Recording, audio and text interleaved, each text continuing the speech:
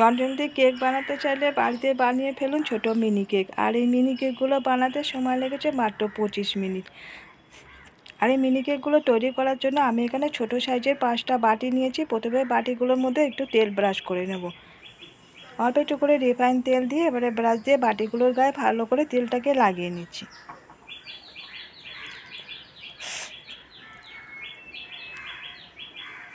আমি এখানে ছোট ছোট সাইজের নিয়েছি যাতে করে তাড়াতাড়ি কেকটা তৈরি হয়ে যায়। এবারে একটা মিক্সিং বোলের মধ্যে দিয়ে দিচ্ছি সুগার পাউডার 4 কাপের 1 কাপ। দিয়ে দিলাম একটা ডিম। ডিম যদি ফ্রিজে থাকে তাহলে আগে থেকে বার করে রেখে দিতে হবে ডিমটাকে। আর দিয়ে দিচ্ছি রিফাইন তেল 4 কাপে হাফ কাপ এখানে আছে। এখন এই ডিম তেল আর সুগার পাউডারটাকে ভালো করে প্রথমে মিশিয়ে নিচ্ছি।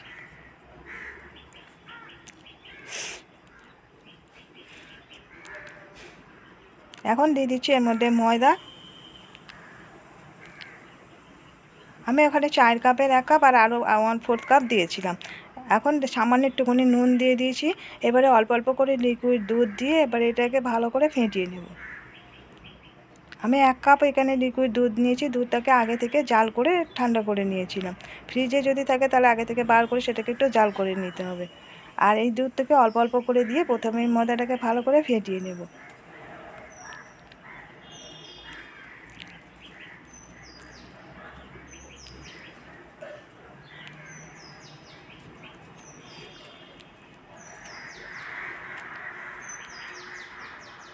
এখন এর মধ্যে দিয়ে দিচ্ছি 1 চামচ ঘি।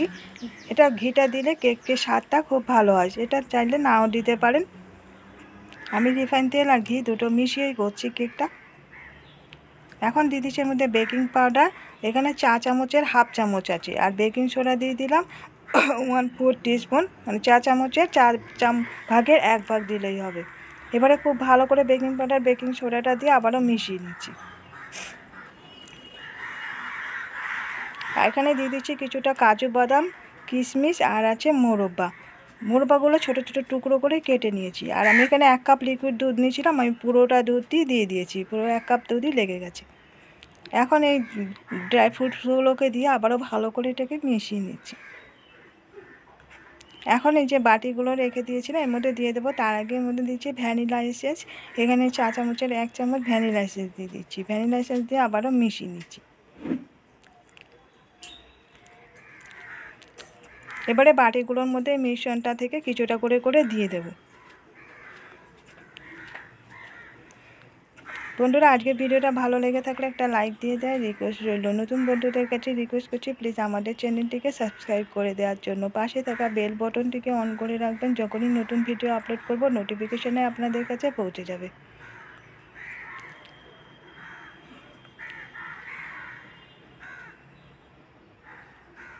সবগুলো বাটির মধ্যে দেওয়া হয়ে গেছে। এবারে কেকগুলো তৈরি করার জন্য একটা কড়াইয়ের মধ্যে আমি কিছুটা দিয়ে দিচ্ছি নুন। আর এই নুনটা আমি আগে থেকে অনেকবার এটাতে কেক বানানো হয়েছে। এই নুনটা দিয়ে সেটাকে আবার আমি নুনগুলোকে ঠান্ডা করে কৌটোয় ভরে রেখে দিই। ওই নুন দিয়ে তৈরি করছি। এখন এটার মধ্যে একটা স্ট্যান্ড বসিয়ে এটাকে প্রিহিট করে নেব 10 মিনিটের জন্য। আমার এখানে 5টা বাটি নিয়েছিলাম। এবারে ওটা আমার কেকের ব্যাটার কিছুটা থেকে গেছে, আরও দুটো ছোট বাটি নিয়ে নিয়েছি। এবারে 10 মিনিট এটাকে আমি প্রিহিট করে নিয়েছিলাম। নেওয়ার পরে এবার ঢাকনাটাকে খুলে এর মধ্যে এবারে বাটিগুলোকে বসিয়ে দেব। বাটিগুলো আমি একটা থালার উপরে বসিয়ে দিচ্ছি। সরাসরি স্ট্যান্ডের উপরে এটা বসানো যাচ্ছে না, যেহেতু এটা কাঠ হয়ে যাচ্ছে। এটা থালার উপরে বাটিগুলো বসিয়ে এখন এটাকে দিয়ে ঢাকা দিয়ে দিলাম। প্রথমে গ্যাসের ফ্লেমটাকে হাইতে রেখে প্রিহিট করে নিয়ে এখন গ্যাসের ফ্লেমটাকে আবার লোতে করে দিয়েছিলাম।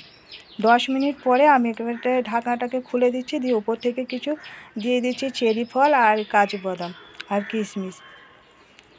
এগুলো সঙ্গে সঙ্গে উপরে কেকটা দিয়ে দিলে ভিতরে চলে যাবে। ওই জন্য কিছুক্ষণ এটা হয়ে গেলে তারপরে দিতে হবে উপর থেকে।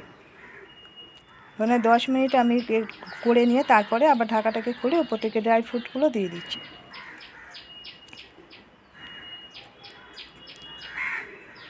এখন এটাকে আবারও ঢাকা দিয়ে দেব।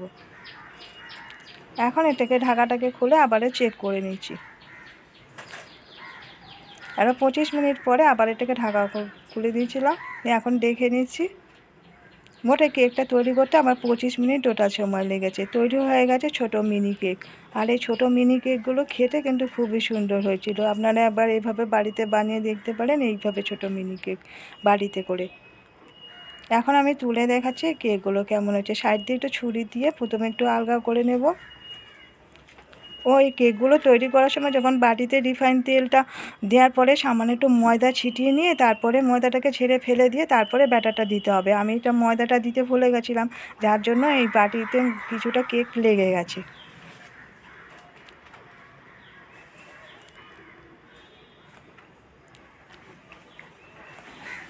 ময়দাটা যদি দেওয়া হতো তাহলে এই বাটিতে খুব সহজেই কেকগুলো উঠে আসতো আর বাটির গায়ে লেগে থাকতো না। একে একে কেকগুলোকে আমি তুলে নেব। তো বন্ধুরা, আজকের রেসিপিটা কেমন লাগলো কমেন্ট করে জানাতে ভুলবেন না। ভালো লাগলে একটা লাইক দিয়ে দেবেন এবং শেয়ার করে দেবেন।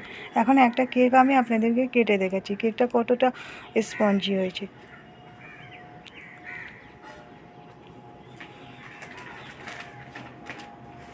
নরম তুলতুলে আর স্পঞ্জি কেক হয়েছে।